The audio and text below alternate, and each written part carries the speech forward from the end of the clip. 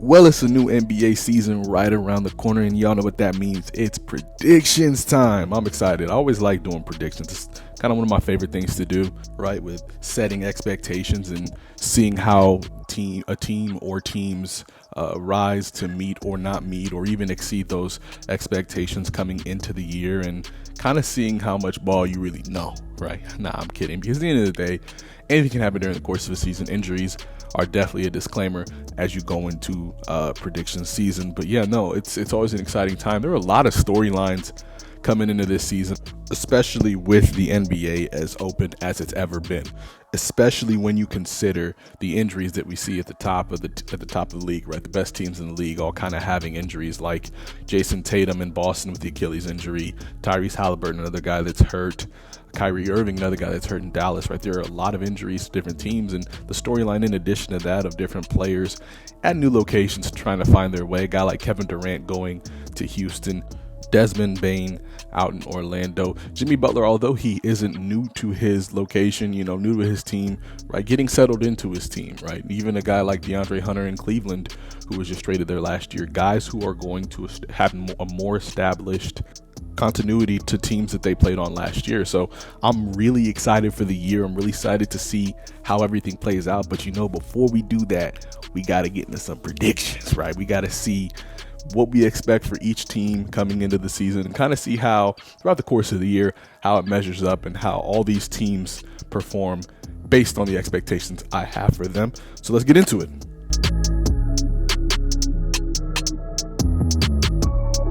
So we're going to start out West, right? So kind of like give my prediction of the standings where I think each team is going to kind of find themselves towards the end of the year, and kind of go into, I guess, reasons and pick on specific teams that I kind of want to keep an eye on and raise an eyebrow to coming into the year. So let's start out in the West, right? Obviously, Oklahoma City Thunder, number one seed in the West. They've been doing it for the last, 2-3 seasons. They've been the number one seed in the Western Conference. I don't think anything's going to change with that. They've got the depth. They've got the best player in the NBA currently. I'm going to give Shea that title. Defending NBA champion, won the MVP, won Finals MVP last year. I definitely think he's going to continue his high level of play. I'll also give my predictions on, who I think are going to win the regular season awards as well later on in this video. But yeah, OKC, one of the best defensive teams in the league a season ago. Also one of the better offensive teams in the league a season ago. I believe they were number one in defensive rating last season. And they were number 2 or 3, I think, in the regular season in offensive rating. A team that can give it to you both ways. And we're in the greatest three-point shooting team, but it came alive when it mattered most, I think, in the whole entire playoffs. They weren't consistent with it, but still did it well enough to the point where they were the NBA champions. This is a team that, to me, they're still the favorite, right? They're still the favorite coming into this season. They're the defending champions. The expectations are high for them, right? And to be a defending champion, in my opinion, this is one of those things where you gain a level of confidence. Like, I look at the Warriors in 2015, right? When they played that Cavs series to win that first championship in 2015, it was a very kind of competitive series. And although we knew the Warriors were good and Steph captured that first MVP trophy back in 2015, they were nowhere near as good and as dominant as they were in 2016 when they won an NBA record 73 regular season games. So when I look at the Oklahoma City Thunder, I expect there to be a level of confidence that even showcases its way through the way that they play, right? They're going to feel emboldened. They're going to play with more confidence, more swagger, and they're going to play with more belief in what they're actually doing than they were a season ago. And I think that's going to make them better off for it. So I believe that is the number one seed in the West. The number 2 seed is, to me, going to be the Denver Nuggets. This is the team that took the Oklahoma City Thunder to 7 games along with the Indiana Pacers in the NBA Finals, but I want to focus in on Denver here. The Denver Nuggets, to me, are by far the second best team in the West, and I'm going to tell you why. Number 1, obviously they have who was the best player in the NBA a season ago in Nikola Jokic, and is still probably going to contend Shea for that title this season, right? I mean, he is still playing at a super high level, coming off a season in which he averaged a triple-double, right? 29 points, 12 boards, 10 assists, off 57% shooting from the field and 41% shooting from 3. This guy, look, there's a reason people call him the best player in the league, and some people probably still call him the best player in the league, right? The level he's been playing on these last 2-3 years, maybe a couple of years even before his championship in 2023 is not to be dismissed. But it's not just him, right? It's what's around him, right? Because at the end of the day, the best player in the NBA can always be the best player in the NBA on a team and still not have the sustained team success that one is looking for, right? At the end of the day, it matters what you surround him with.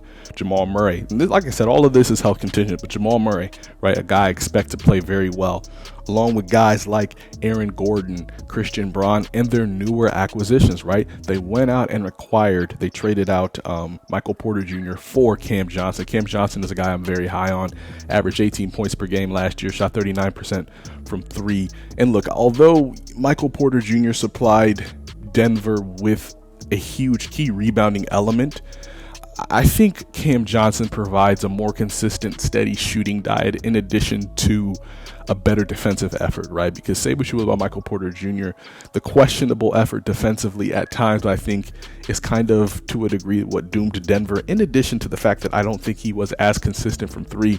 Now, he had the whole back injury I believe he was battling in that series, but I do expect in this season Cam Johnson to make more of an impact, in addition to a guy like Jonas Valanciunas. This is, to me, something that Denver has lacked since their championship title in 2023, that backup big that can give them production, right? They had it in Thomas Bryant and DeAndre Jordan, the likes of those guys back in 2023. And in this particular season, getting Jonas Valanciunas to be able to provide meaningful minutes that can help when Jokic is on the bench, or maybe even play those two together and give themselves a large degree of size on the court, I think is huge, right? And I think in addition to that, you also have a guy that they acquired in Bruce Brown and Tim Hardaway Jr. These are big pieces that I think are going to help Denver recapture becoming one of those top two teams in the West, and maybe even representing the Western Conference in the NBA Finals.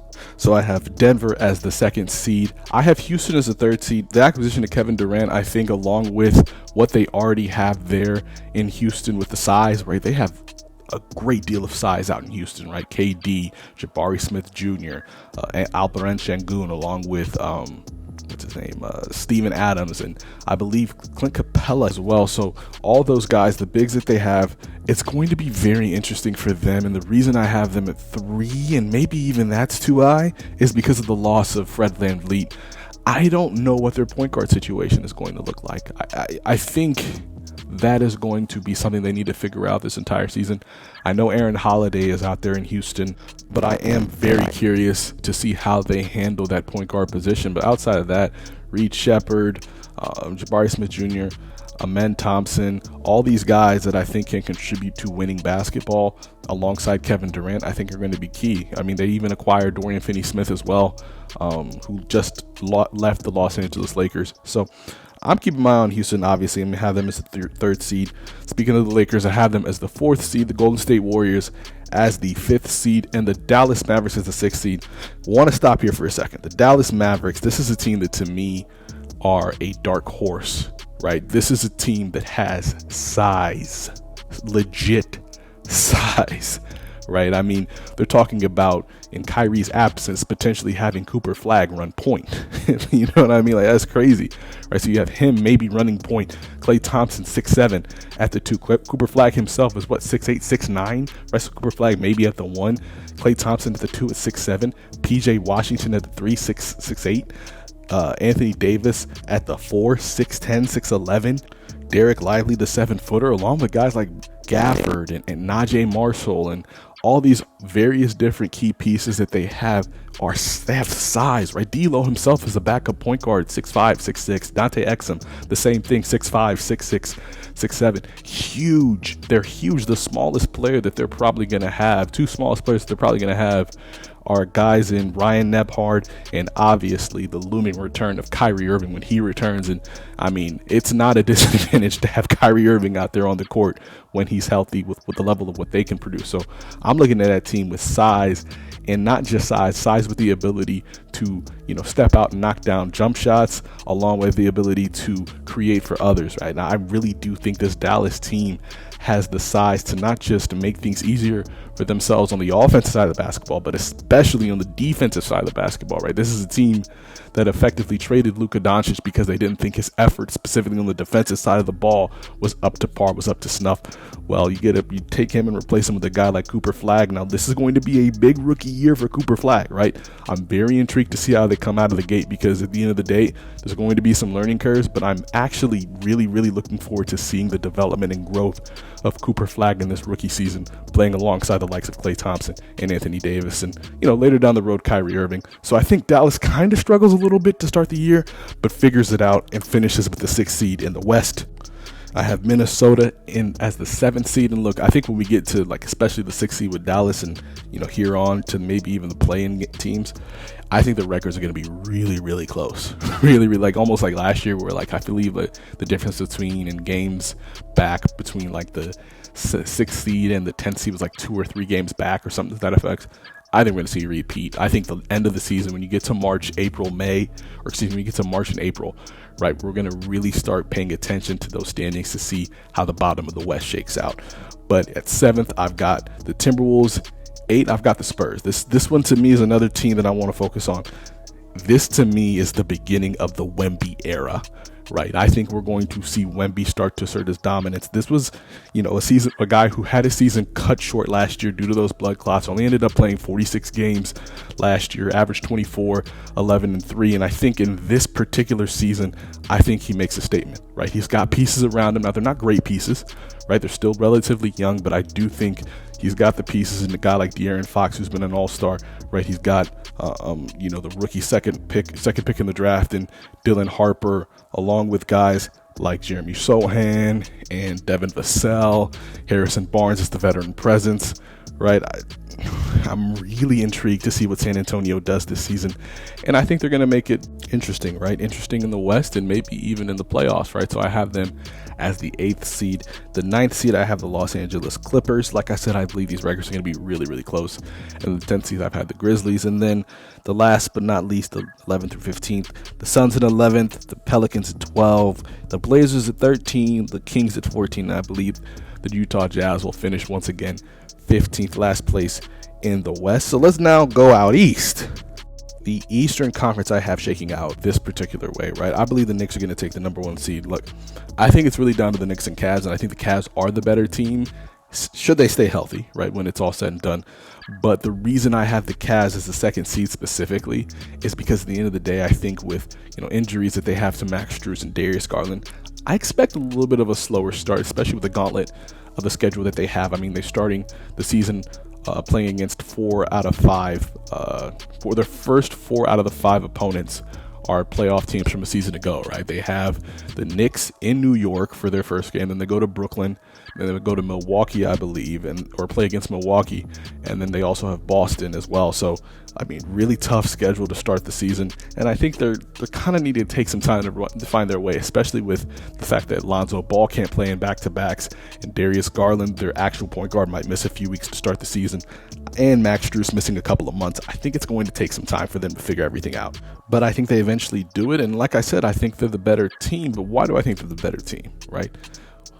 I gotta be real with y'all. I'm buying into this Evan Mobley hype, right? A season ago, he took a huge leap in his production, in his shot attempts, in his 3-point shot attempts, and ended up winning Defensive Player of the Year a season ago, right? But it wasn't just what he did on the defensive end of the floor, right? He averaged a career high in points, right? Averaged a career high in assists as well, or tied with his career high in assists as well. But he took the most amount of threes in his career and made 37% of them. That's huge, right? I think this is going to be a big season for Evan Mobley because at the end of the day, he needs to take another leap.